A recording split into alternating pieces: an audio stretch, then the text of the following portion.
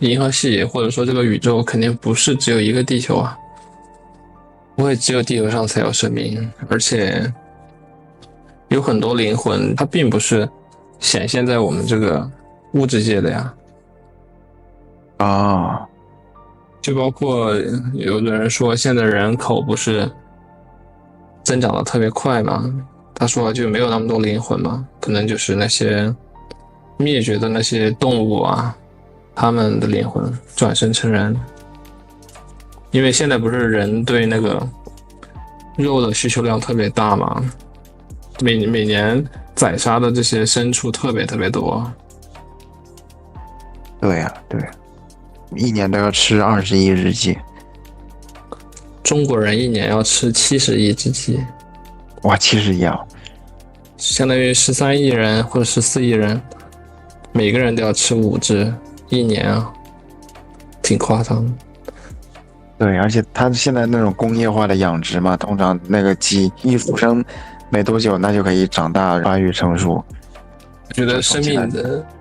生命在这种工业时代，或者在这个物质极度发达的时代，实在是太不值钱了。一只鸡的幼崽可能不到1块钱，几毛钱就可以决定一个生命的所有权。而且猪也很可怜啊，就是尤其是公的猪，一出生没多久，那就直接生产线上被阉割。我之前看有一个纪录片，就被阉割的时候，哇，那血掉下来，然后它叫的那惨叫声，然后一直从传送带上面运过去。我之前有去郊游的时候，走到一个农田，就我骑单车嘛，在田埂上，就走到特别那种乡村里边去了。然后走到有一块的时候，突然感觉有一个地方就像打雷一样的轰隆隆的声音。啊、然后后面才知道，原来那都是那个屠宰场那些猪的惨叫。哇，就是一般屠宰场都会修在那种比较偏远的地方，他们的惨叫声可以说是震耳欲聋，就跟打雷一样，很夸张的。我感觉如果要拍一部关于地狱的电影，我觉得可以在那个地方去采背景声了。我感觉就是你听着那种声音，就感觉仿佛置身于地狱。对，所以就是像那个伊斯兰教，他不是说他要吃清真食品吗？他们在那个屠宰之前嘛，他会给动物祈祷一下，然后再是尽量一刀给他来个痛快的，让他死亡的过程不要有太多的痛苦。但是即使是那样子，在那种屠宰场工作的有些人，当然如果他世代屠宰的话，那另当别论。但是有一些他改行进去的，工作没有半年的话，他可能自己他都抑郁了，就感觉太残忍了，而且每天都得干他的工作嘛。就像中国的话，一般猪的屠宰都是通过放血的方式，就是把猪吊起来，给它的脖子来一刀，然后把它的血放干。这猪的死亡其实是一个很漫长的过程，而且很惨。他们这样做其实是为了保证猪肉的口感，因为只有放血屠宰的猪肉它才没有那么大的猪腥味嘛。像欧洲的话，他们可能就是他们会采用一些更人道的方式进行屠宰，但是后果就是那些猪肉都很腥臭，很难吃。能吃的话可以多煮一煮嘛，把它的血给煮出来。他那个屠宰的是用电击的那个方法，但我没有见过，我是听说的，就直接给它电死，但是血都在里面嘛，所以他那个猪肉买回来之后，那确实是有一些腥，然后你会煮一下，得煮好多道嘛，拿那个清水去焯一下，如果不焯的话会腥一些。我记得我有一次啊，哇，怎么外面突然有辆警车？对。对，没事，我就是看到警车的蓝光。对，没事。我有一次在那个2020年的时候嘛，那时候我在超市买了就是称了有一点那个猪肚子的肉嘛，五花肉，然后买回来之后嘛，我一看，哇，天哪，就是那个猪皮上面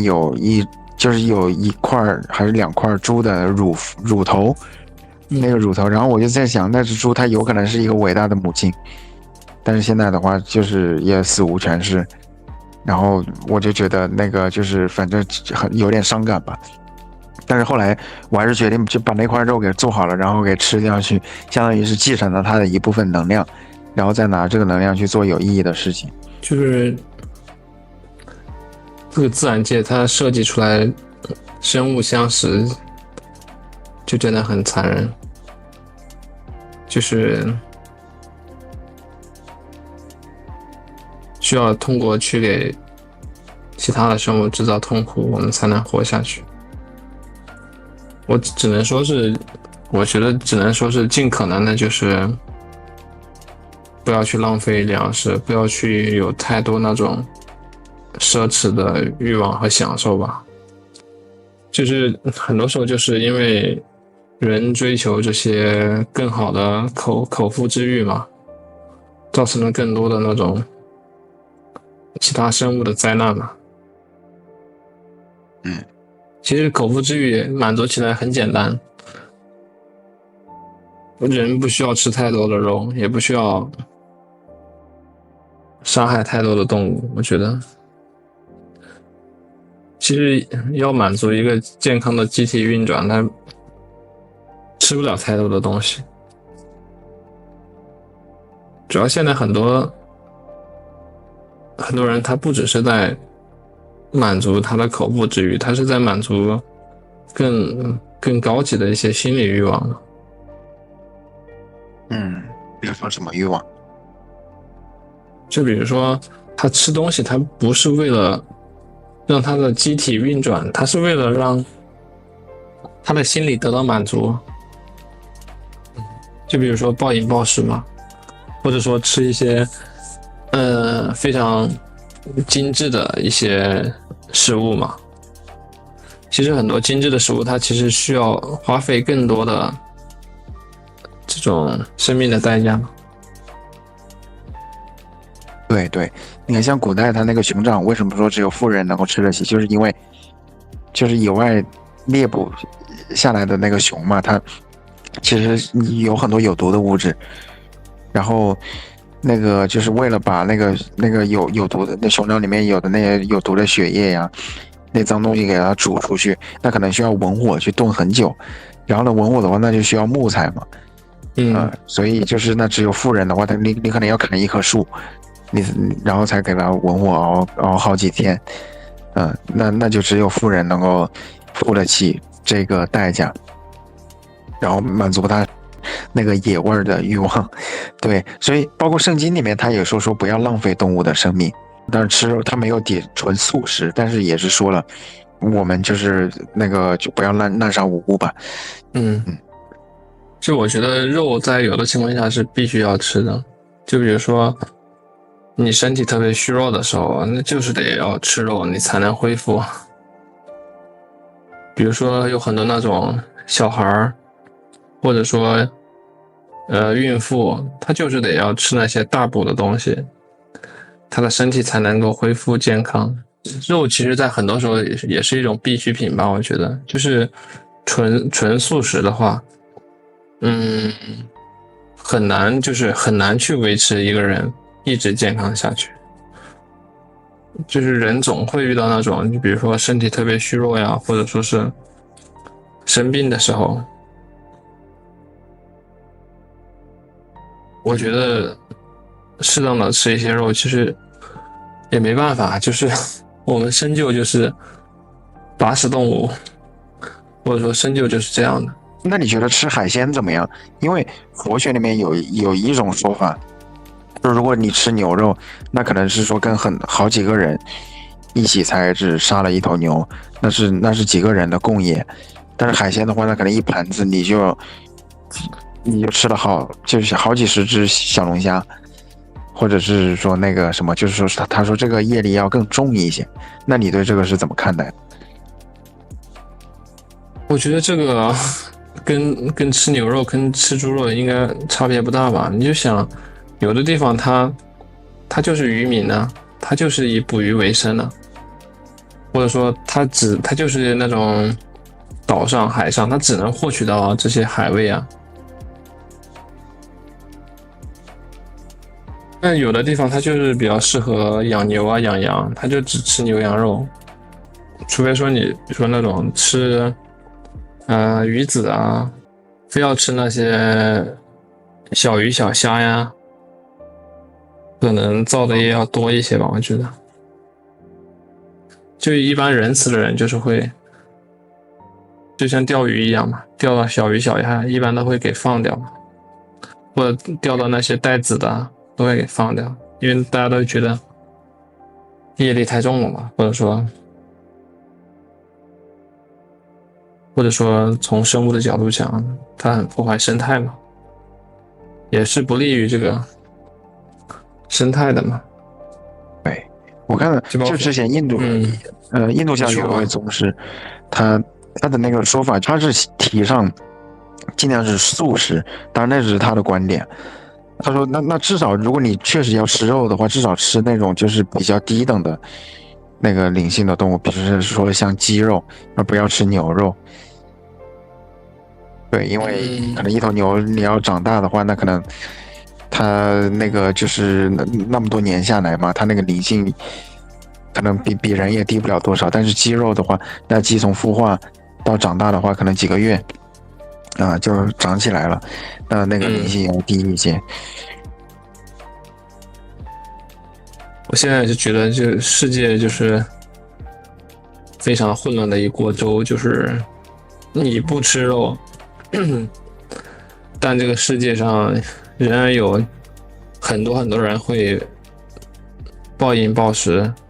或者说去疯狂的吃肉，就是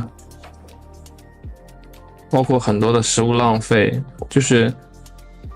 人其实是管不了别人的，人只能就是做好自己吧。咱们做一些小的善事，可能改变不了大的这种趋势。对，但是可以改变那一个小的生命。对，只能改。对，就跟那个你说，我就觉得就是那个植物啊，其实你要看那个就是种地的那个过程里去，其实你会发现，其实因为本身就是这个食物链，它就是能量流动的。如果真的是说你想不杀生的话，那植物也是生命，为了种菜或者种米，那不也要除草吗？它本来那草好好的长在那里，然后得给它连根拔起，然后再种上适合人类吃的那种植物。那个植物长出来也是铁定要被人类吃掉的，大部分的那些种子什么的，它们都是没有后代的，只有极小部分最后能够生存下来。对，凡是能够生长的东西，它都是有生命的。植物它也能够生长，它也能够开花结果。它其实跟动物的那个生长繁殖是一样的，它都是有生命的。对，反正我就看到就是西方这些国家很浪费，比如说他们很多那些东西都直接扔。但是我也不知道这里面也没有完全的好坏嘛。有的人他比较极端，他什么东西都舍不得扔，然后他家里面就是比较乱嘛。但是有一些的话就是很极端，像衣服的话，那种就是明明还是可以穿的嘛，就是只是旧了一点，完了扔到垃圾桶里面去就扔掉。然后呢，就是包括他我看到那些学校的食堂啊，大学食堂嘛，完全就是那个新的那些饭菜嘛，然后可能就是到了星期五，学生来的不是很多，直接几箱的直接扔。然后有一些玩具啊，一些衣服啊，那都是中国制造的，可能也是中国人为了牺牲环境，那个相对低工资代价过来的，最后就那么被他们给扔了。我就觉得这个就是其实这边西方这些国家，它一方面是说我要低碳，我要环保收碳水，但一方面也很大的浪费，包括办公室里面有很多电脑都是常年不关，你要电脑它耗的电量可是很高的，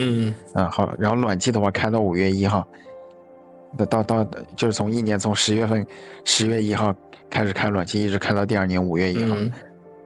在我们现在这个时代，浪费是一种必须，就是你不浪费的话，生产出来的东西没地方销。它为了完成这种商业上的闭环，就是注定会导致大量的浪费。所以我说，这个世界的乱象或这种乱七八糟的事情，个人是很难去影响改变的。也许有一天，假如你做了这个能源部的这个部长，或者说你有一定的影响力了，你可以去呼吁更多的人去节约，去爱护环境，珍惜资源，去节制欲望。但就目前来看，就是这个乱象，它其实也不是乱象，它其实就是我们当下的这个文明它的一个必然趋势，就是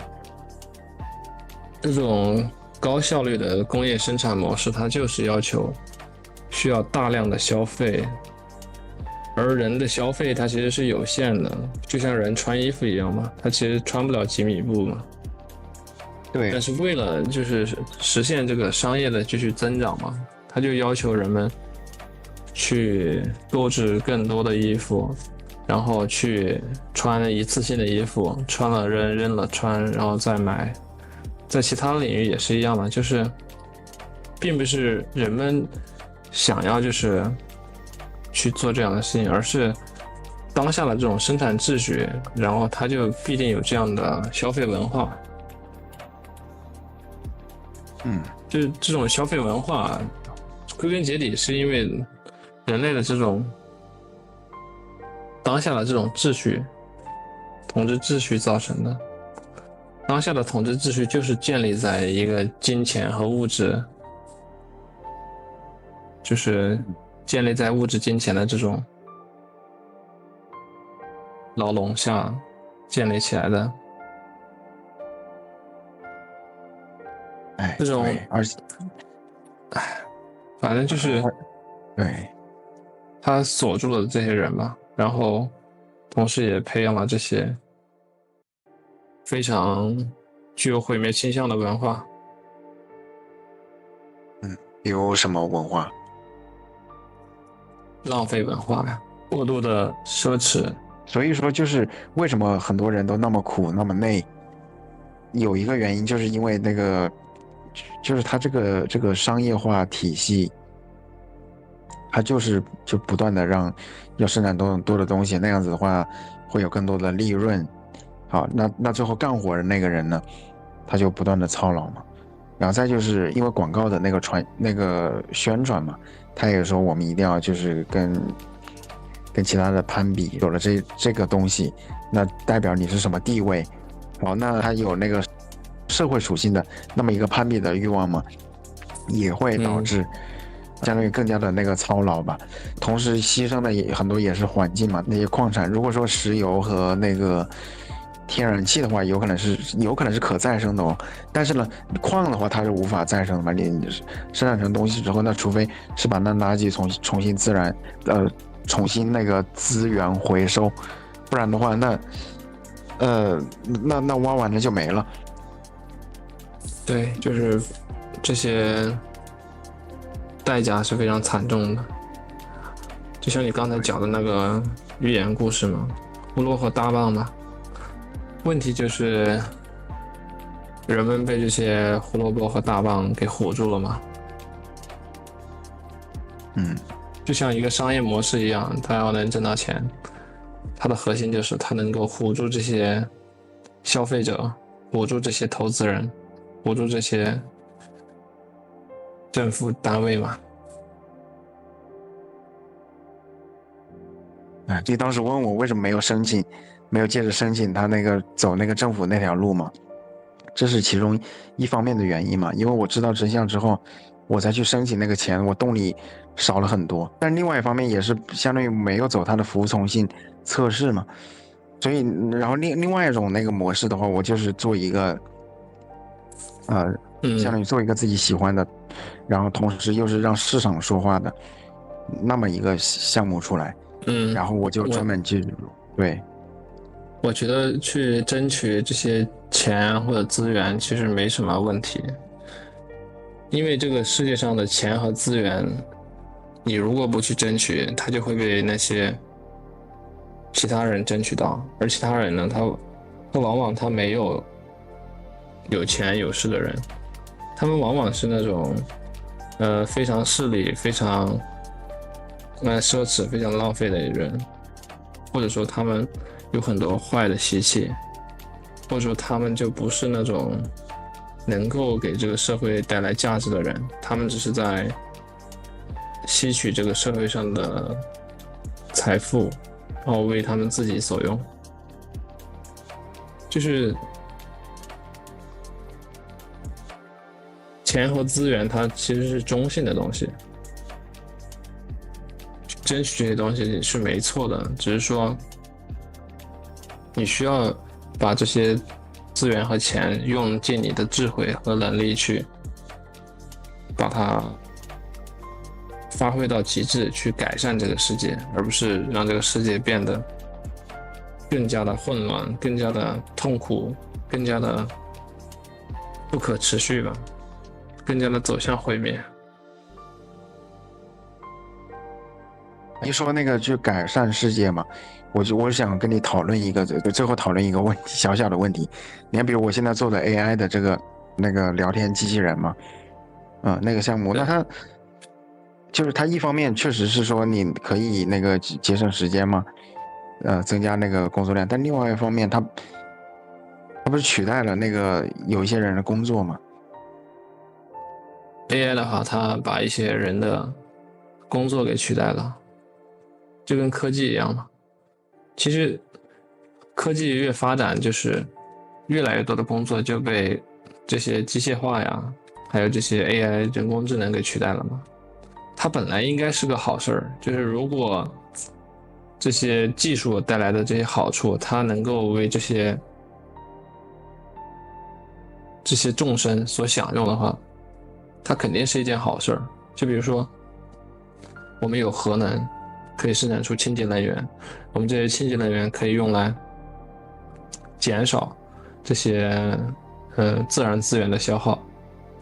我们只需要一点点物质就可以用核聚变生产大量的能量，然后这些能量可以用来生产食物，生产给这些人提供温暖。但现在的问题就是科技生产出来大量的财富和大量的资源，它不是为这些，也不说全部吧，就是很大一部分，它不是用来改善世界或者改善这些生灵的生活的，它往往就是它反而使这些老百姓或者说这些底层的人陷入到更大的这种痛苦和竞争中去了。就是本来这些技术是应该为人服务的，但现在的情形是，这些技术它是为这些寡头服务的，然后还要让这些人去跟这些技术和 AI 去竞争，那人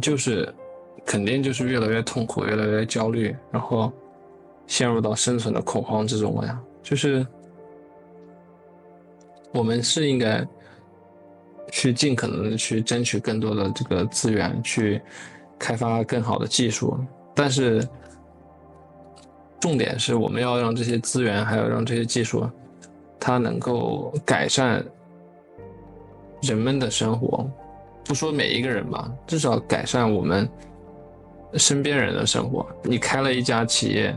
那么你就要让你这个企业能造福你这个周边的这些老百姓的就业嘛，或者说他们的改善他们的生活条件嘛，或者说让他们可以过得更好。对呀，但是我们自己就毕竟也不是当权者嘛，这个我们自己的愿力或者自己的行动改善的范围能有多大呢？这个就是看你的能力大小嘛。你能力大的话，你能够造福的就多嘛。当然，其实这也是一个非常有考验的事情，不是说，你开一家企业，你就去雇佣一些，你认识的这些身边的朋友啊、家人啊，或者这些亲戚或者这些邻居，你都把他们给雇佣起来，不是这样的。改变就是造福别人，去给别人做好事儿，或者说给这个世界做好事儿，其实是一件也挺有技术难度的事情。对，重点不是说，直接给他钱，或者说是，当然有的时候直接给钱确实是挺必要的。重点是要营造一个好的这种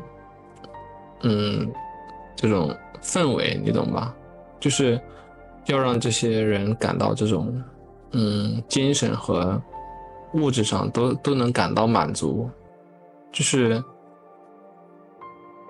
这个其实是最难的。就是有的员工可能他会觉得这个薪资水平给他开得太低了，他会觉得可能干工作也没劲，然后特别的消极嘛。或者说他觉得工作压力太大了，他休息不好，然后他没有时间去干自己的其他事情，就是或者说他对这个企业的这种文化或者说这种目标他不是很认可。就是好的状态就是你能用你的能力去影响身边的人，让他们感觉到幸福。对，而且要有成就感。对，就是这种幸福分两个方面，一个就是精神上的幸福，二一个就是物质上的满足。这其实是一个很复杂的系统工程，但就是前提是就是幸福它其实也是能传递的，就是有点像是快乐吧，就是首先你自己要足够的感到幸福和满足，就是当你自己快乐的时候，你的快乐就可以传递给身边的人，就是不用说太复杂，就是说就类似于一个有点像是一个好的能量吧，就是一个积极阳光的人，他可以让身边的人也会积极阳光一点。这个积极阳光不是说那种就是正能量啊，就是说只是打个比方用了这个词儿啊。你刚刚在说就是像这种工作的时候嘛，我突然想起来，就是我目前能够想到的，就是最接近这种，就是能够造福其他人，然后有什么工作能够就是又有成就感的，同时又比较积极阳光。我想到就是，你知道以色列有一个公益组织，它就是相当于招募志愿者嘛，然后相当于在农场里面工作。他有一片很大的农场，然后比如有些人他可能想那个休假一下呀，或者他工作压力比较大了，然后他可以到以色列到他们那农场去，他是那种志愿者的签证，然后过去干活嘛，自己自足，自己种菜自己吃，然后他有那种就是有那种大的宿舍，然后有干活的地方，你也不用给他钱呢，就是大概6个月的那么一个项目。然后呢，就是我有一位印度的一位老师嘛，他受到这个启发嘛，当时他是我的老师，他现在在非洲，在赞比亚去做一个国际学校的校长。然后呢，他买了有大概几百英亩的地，因为非洲那边土地很便宜嘛。然后他也想复制以色列的这一个项目，就是因为你在亲近自然的时候，你会有更多的那种，相当于会吸收到更多的一种就是积极阳光的能量啊。然后同时你就是农场里面做的那些事情，那很生态呀，对吧？也就是也不是那种工业化，你最后也会种出要成品出来嘛，培养出。然后他现在也在设计这种，就是可以就是我们来度假，然后给他提供那个志愿者的签证，然后自给自足。但是呢，还没有想好怎么样让他持续的在那个资金上面有一个持续的闭环，因为毕竟他。那个农场已经买下来了，然后你要去盖那个宿舍的话，也要成本。然后他那个就是种地啊，然后你那是种什么样的作物呢？然后怎么样让每个人都自给自足呢？他也在想办法去募集一些资金吧，来做这个事情。反正就是类似于这种事情，我觉得这个事情是很需要智慧的，也很需要这个知识，然后也很需要行动力，它非常的考验一个人。但是我觉得，如果你是有动力去做这样子事情，而且你在做这种事情，你能感到这种快乐和幸福的话，我觉得这也不是什么大的问题，就是也是跟发心很重要。如果它是你爱干的事情，就是你怎么干你都不会感觉到疲倦，而且你会。也不是说要你牺牲自己的一切，牺牲自己的钱，牺牲自己的时间，它就是你本自具足之后，你自然想要去干的一件事情，有点像是那个我刚刚跟你聊那个克里希那穆提，就是他自己感觉到满足之后，他才会想要就是去解脱别人的痛苦，就是因为他自己已经感觉不到那些痛苦了，他觉得很多痛苦是没必要的，他觉得这种他可以用他的方式去教导一些人，让一些人避免很多不必要的苦痛和折磨。因为你知道印度啊，其实是一个人口很多嘛，然后环境也比较经济都比较差一些的地方嘛，也是一个苦难比较集中的地方嘛。我觉得他用他的行动就不只是帮助了很多印度人吧，帮助了很多全世界各地那些深陷苦难中的人吧。他可能就是没有就是像你刚才说的那个老师去造一个农场，但是他相当于也是造了一个心灵的农场嘛。他在精神领域为很多人也是营造了这样一个类似于避难所一样的地方嘛。对对，其实印度它有很多灵性高的人都在那里，它全世界大部分的那些主流宗教在印度都有那个分支，就是然后不是在印度都流行嘛，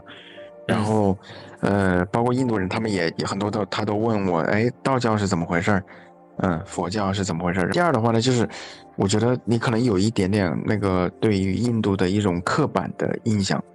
你觉得它很乱啊，但是他乱是这样子，如果他来了中国一次，然后他再回印度，他会觉得印度很乱，但是你土生土长就在那里的人，他没有那个意识嘛，就没有对比，他不会觉得，他反而还是很淡定的那种，对吧？我记得之前看一个纪录片，有人采访印度店主，哎，说你怎么样看待中国的？他说哎，中国很强大，中国很发达，但是我觉得过几年印度也会赶上中国的。但是你要采访去过中国的印度人，他绝对不会那么说的啊，他们比较乐观。对对对，就他比中国人的那个焦虑要低一点，就是他那个环境怎么说呢？城市是很乱，